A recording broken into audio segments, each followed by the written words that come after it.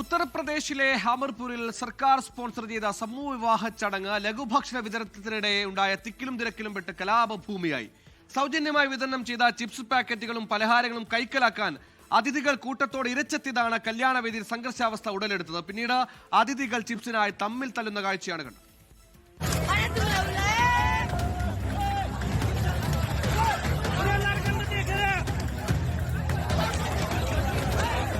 മുഖ്യമന്ത്രിയുടെ സമൂഹ വിവാഹ പദ്ധതിയുടെ ഭാഗമായി രത് ടൗണിലെ ബ്രഹ്മാനന്ദ് മഹാവിദ്യാലയത്തിന്റെ കായിക മൈതാനത്താണ് 383 ദമ്പതികളുടെ വിവാഹം നടന്നത്.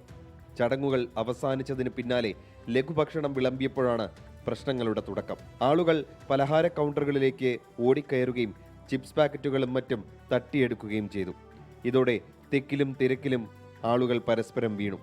ഈ ദൃശ്യങ്ങൾ സമൂഹ മാധ്യമങ്ങളിലും വൈറലായി. ഒരു കുട്ടിയുടെ ദേഹത്ത് ചൂട് ചായ വീണ് പൊള്ളലേറ്റതായും റിപ്പോർട്ടുണ്ട്.